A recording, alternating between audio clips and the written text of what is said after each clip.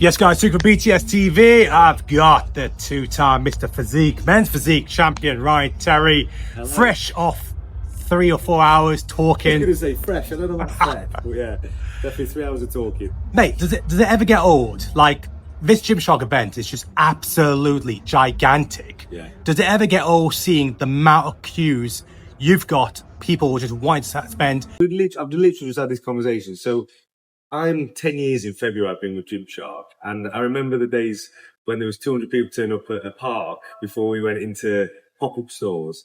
So to see what it is now, 44,000 tickets to be sold this week, is insane to see it. And what's scary is the guys that have queued up for me, they were talking about my career.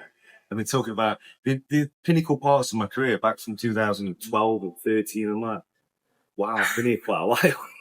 And like they're introducing me to their sons. Oh, you're an old boy now. But it's very inspirational. It's amazing. But look, I want to focus towards on this legacy prep, the meaning of legacy. So I want to ask you this.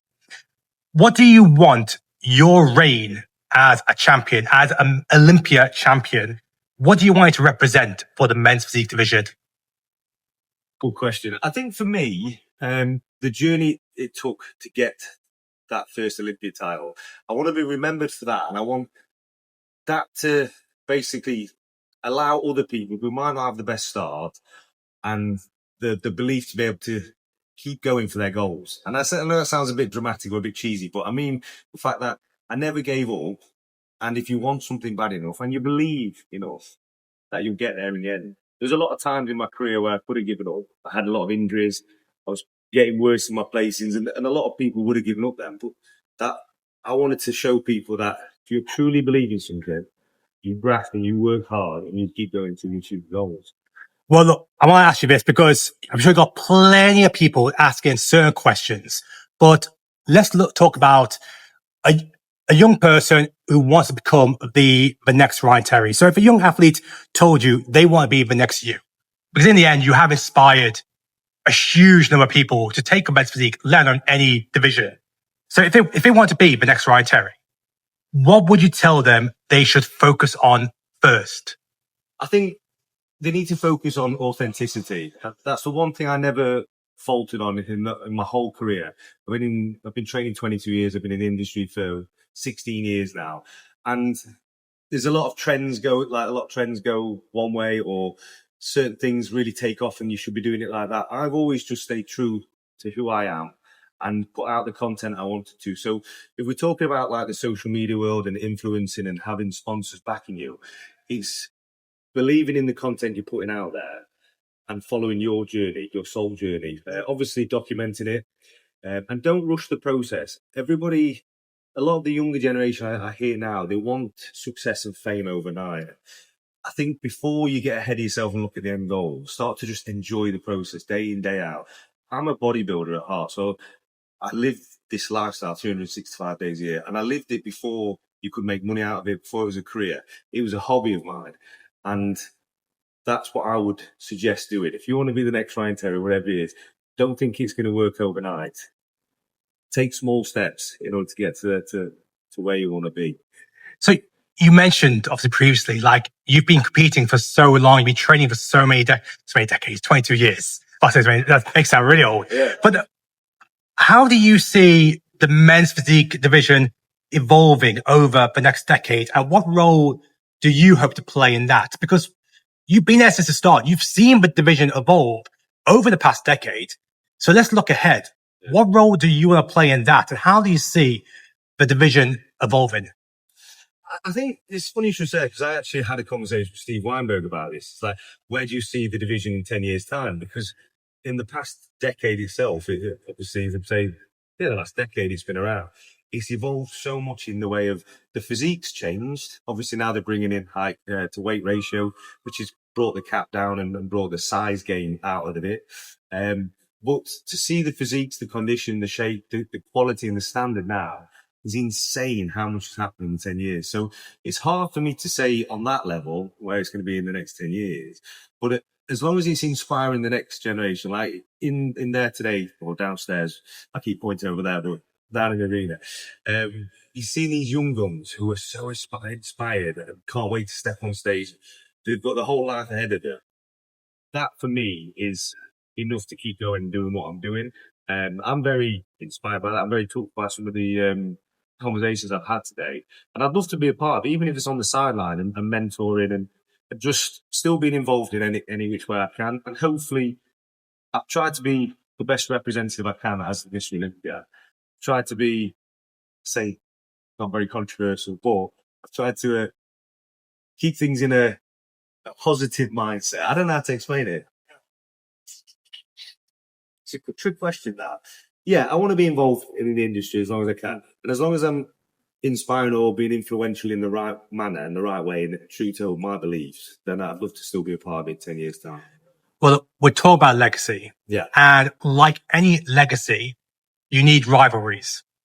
So I want to ask you, what's the one thing a fierce rival has brought out in you that no coach or mentor ever could?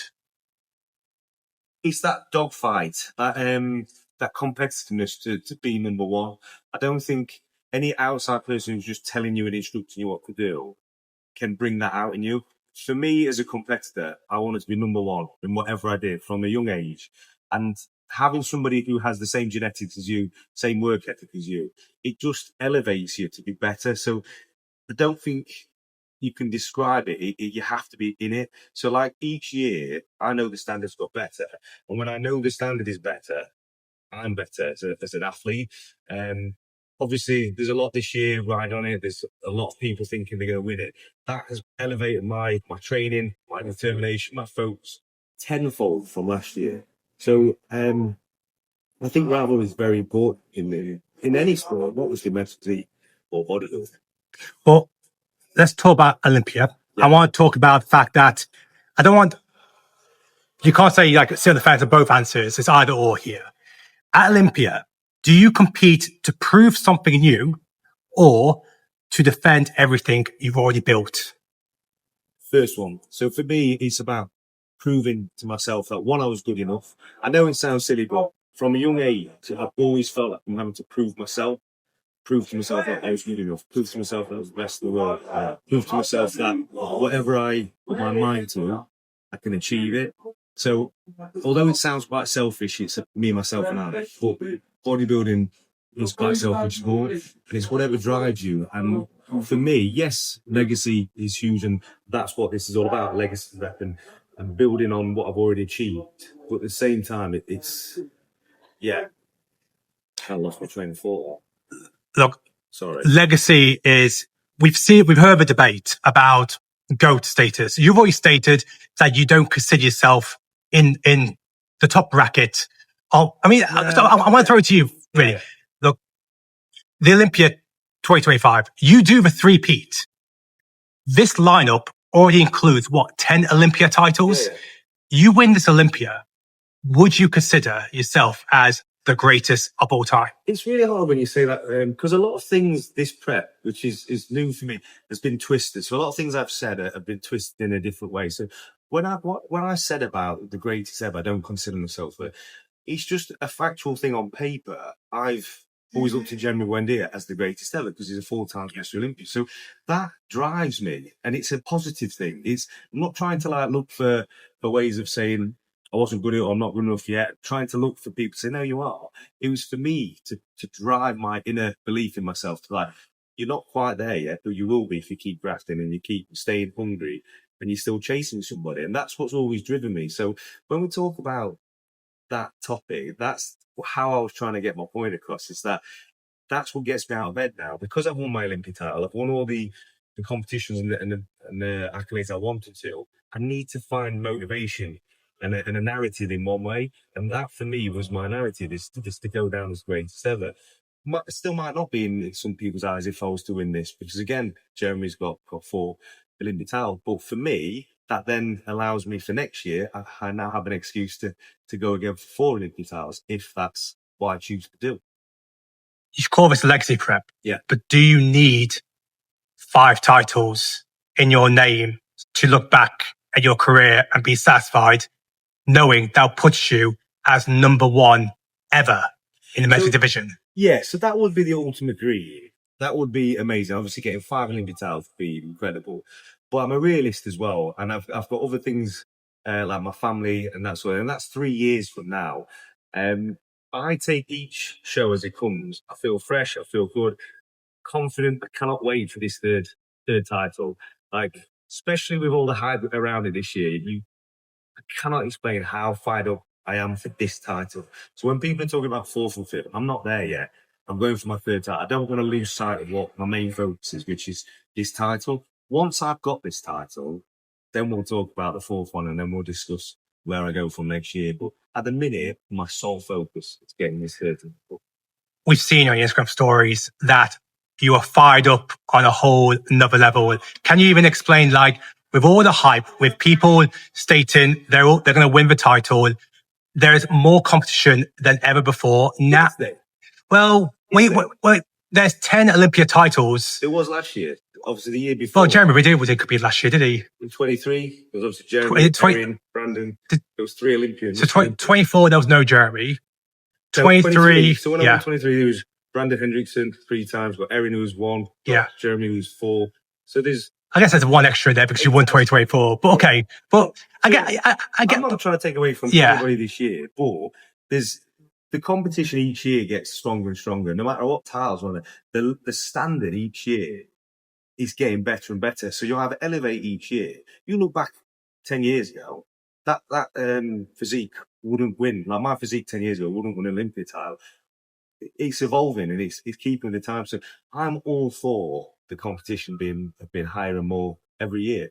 But it doesn't faze me in any way. It actually excites me because God's honest truth, because of what's been going on, you've seen the updates, you've seen all these things, it's fired me up to be better. And like I'm training as though I'm a young athlete again. My body's popping, not thanking me for it, but I'm loving it, absolutely loving it. And that's why I think I've been quiet on social media, because I just want to get in the trenches and graft and do my talking on stage. Do you believe there's just no way that anyone's going to take a title off you? I can assure you nobody's taking that title off me this year, hand on heart. And that's not typically how I talk, because I'm not the person to have that type of attitude, but I truly believe it's for me to lose. So, we'll see. We've got 6 weeks to go.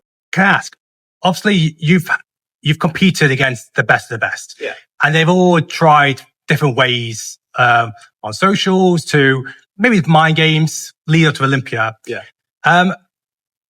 Obviously, Ali Bilal, I said his things. Yeah. Do you rate him as your biggest threat to date to cause a dint in the legacy that you want to build? No, I'll be brutally honest, no. And the reason I say that is you've got Brandon Hendrickson, who I've had massive respect for. Like he's quite on social media, and I know for a reason. He's there grafting. He's not talking, but he's grafting in the background. And he's a 3 times Mr. Olympia. He's Arnold class champion. He's a New York pro champion. He's got accolades through and through. Phenomenal. So I would never sleep on somebody like him. Genetically, I think he's phenomenal. You've got Emmanuel Punter. Nobody's even putting him in the mix. Yet he's got 2 top 4 placings, and he looks phenomenal. He's just not somebody who's shouting about. He's putting the work in. So I feel like the standard is phenomenal. Erin Banks got pointed through. You've got Ed Van Palmera who's in the mix. There's so many. It's not even like a top 5 running. It's like a top 8, a top 9. It's incredible. It's absolutely incredible. So I'm not focused on any one person. I focus on the fact that I need to be at my ultimate best, because anybody on that day in the top 10 can take it. And I truly believe that. Don't get me wrong, Ali has got some great hype going into it, great momentum. He's awesome accolades this past year, and kudos to him. I say that often. But it's not just a 2-horse race. There's 5, 6, 7 people who could easily take that title. And I'm not sleeping on anybody. So at the moment, or the only words you're hearing in your head sounds like it's just stand still. 100%. I visualize, I actually dream about that. Even though I've got sleep insomnia, I literally, I wake up in the morning and I remember that was going off in my head. So I'm obsessing over it. Probably too much for we'll see in 6 weeks' time. It's a great way to place it, leave it, mate. I mean, look, you're right. You have been authentic since day one, and your climb through the ranks has been nothing short of inspiring to anybody. I mean, everyone says the same thing, that it gives a reminder to everyone that even if you have a bad year, you can still climb ranks as long as you put in the work and stay consistent. And you've not shown that for pros, but also for amateurs. I appreciate that. Yeah. And I hope people do see that. I hope people see the journey and take inspiration from it. Don't lose belief in, if it doesn't work out in 1 year, what's to say it's not in the next year? Just don't ever give up on it. Right. See you, Olympia. I appreciate your time. Thank you, mate.